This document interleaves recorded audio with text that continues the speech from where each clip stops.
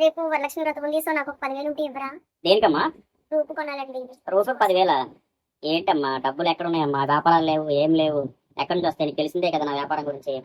అలా కాదండి, పక్కన వాళ్ళు, ఆంటీ వాళ్ళు, కింద వాళ్ళు అందరూ బాగా చేసుకుంటున్నారండి. మనం కూడా చేసుకుంటాం. వాళ్ళు చూస్తారని మనం పూజ చేస్తామా మధు? నీకు అర్థం కావట్లేదమ్మా. ఇప్పుడు పరిస్థితులు బాగలేదు, వ్యాపారాలు లేవు.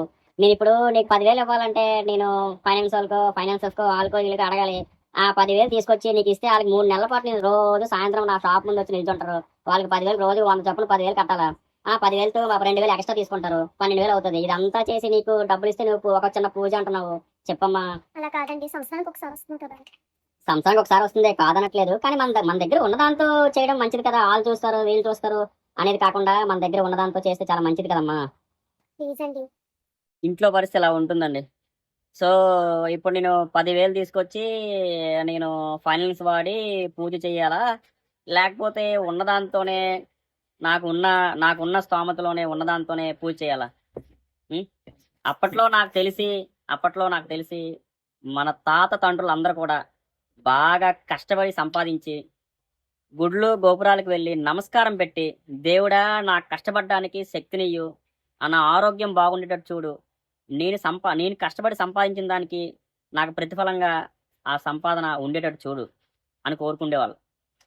అంతేగాని వ్రతాలు చేస్తే డబ్బులు రావు, అలాగని చేయట్లేదని చెప్పేసి అమ్మవారు మన దగ్గర నుంచి డబ్బులు తీసుకెళ్ళిపోతుంది. మనం మనం కష్టపడితేనే మనకు డబ్బులు వస్తాయి. ముందు మనం కష్టపడాలి, సంపాదించాలి. అంతేగాని పూజలు చేస్తే డబ్బులు వస్తాయి, చేయకపోతే డబ్బులు వెళ్ళిపోతాయి అని లేదు కదా.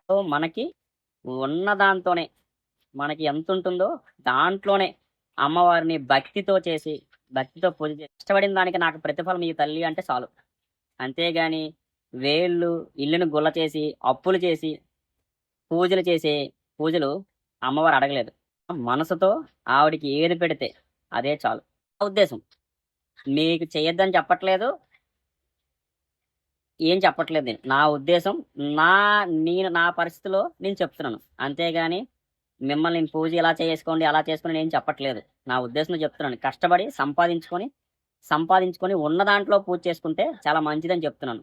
అంతేగాని ఇల్లుని గుల్ల చేసి ఈ లక్ష్మిని తీసుకెళ్ళి ఆ లక్ష్మిని తీసుకురావడం కన్నా మనకు ఇంట్లో ఉండే దాంతోనే సంతృప్తిగా మంచి మనస్ఫూర్తిగా పూజ చేసుకుంటే చాలా మంచిది. లక్ష్మీదేవి అదే చెప్పింది.